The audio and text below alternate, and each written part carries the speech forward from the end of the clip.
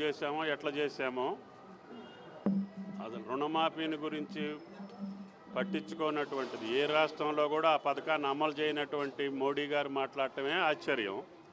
BJP పాలిత రాష్ట్రాల్లో ఎక్కడైనా చేసి అదే పద్ధతిని అవలంబించమన్నా కూడా తెలంగాణ ప్రభుత్వం సిద్ధంగా ఉంది. మేము చేసింది చెప్పాము, చేయాల్సింది కూడా చెప్పాము, భవిష్యత్తులో అవి కూడా చేస్తాం.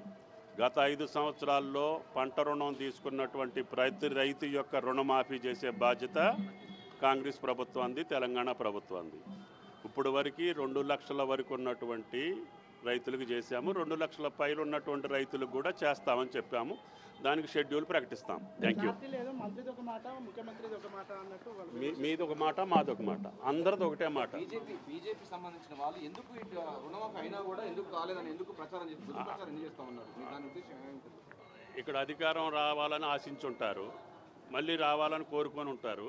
అధికారం కోసం మాట్లాడే మాటలు తప్ప రైతుల కోసం మాట్లాడే మాట కాదు. రైతుల కోసం మాట్లాడే మాట అయితే దేశం మొత్తానికి ఒకటే మాట మాట్లాడాలి. గతంలో ఈటల రాజేందర్ కూడా మంత్రిగా పనిచేశారు, ఆయన కూడా ఈ విషయాలు తెలియదా? ఆయన ఆర్థిక మంత్రిగా రుణమాఫీని ఏ రకంగా చేశారో అదే పద్ధతిలో కంటే మెరుగైన పద్ధతిలో ఈ ప్రభుత్వం చేస్తుంది. ఆయన గారికి అన్నీ తెలుసు. ఆయన గారు ఆర్థిక మంత్రిగా ఉన్నప్పుడు చేసిన దానికంటే ఆ రోజున 5 సంవత్సరాల్లో 4 విడతలుగా చేశారు ఆయన ఉన్నప్పుడు.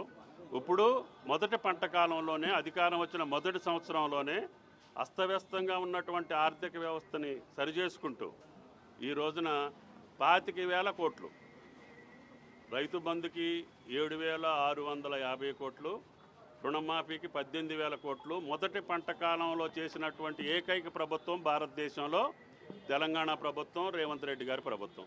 ఆ మాత్రం ఎక్కడైనా భారతదేశంలో జరుగుంటే బీజేపీ అని చెప్పినా పర్వాలేదు, లేదు బీఆర్ఎస్ చెప్పినా పర్వాలేదు. బీఆర్ఎస్ చెప్పినటువంటి మాటలకు అనుగుణంగా పోయిన టర్మ్లో ఏ రకమైనటువంటి పద్ధతి ప్రకారంగా రుణమాఫీ జరిగిందో అదే పద్ధతిలో జరుగుతుంది తప్ప ఏ ఒక్కటి కూడా నిబంధనలు మేము పెంచలేదు. వాడు కావాలని మాట్లాడితే నేను చెప్పలేను. అధికారం పోయిందని ఒకళ్ళు, అధికారం కావాలని ఒకళ్ళు మాట్లాడుతున్నారు.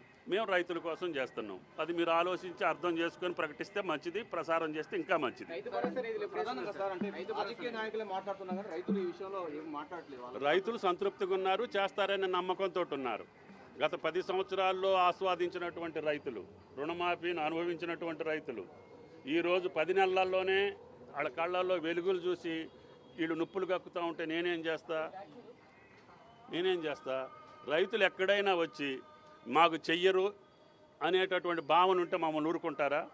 మేము రోజు రైతుల్లోకి వెళ్తున్నాం కదా. మార్కెట్ కమిటీ చైర్మన్ల ప్రమాణ స్వీకారంలో వేలాది మంది రైతులు వస్తున్నారు. ఏ ఒక్కళ్ళు కూడా రుణమాఫీని గురించి అడగలేదు. ఎందుకు అడగలేదు అని అంటే ఈ ప్రభుత్వం మీద ఉన్న నమ్మకం. 25,000 కోట్లు 10 నెలల్లోనే చేశారు. ఇంకొక 25,000 కోట్లు వేయాల్సి ఉంది. బడ్జెట్లో 50,000 కోట్లు పెట్టినటువంటి ఏకైక ప్రభుత్వం భారతదేశంలో తెలంగాణ ప్రభుత్వం. మరి అటువంటి ప్రభుత్వం ఎక్కడన్నా భారతదేశంలో ఉంటే మోడీ గారిని చూపించమనండి, బీఆర్ఎస్ వాళ్ళని చూపించమనండి, మాకు అభ్యంతరం లేదు.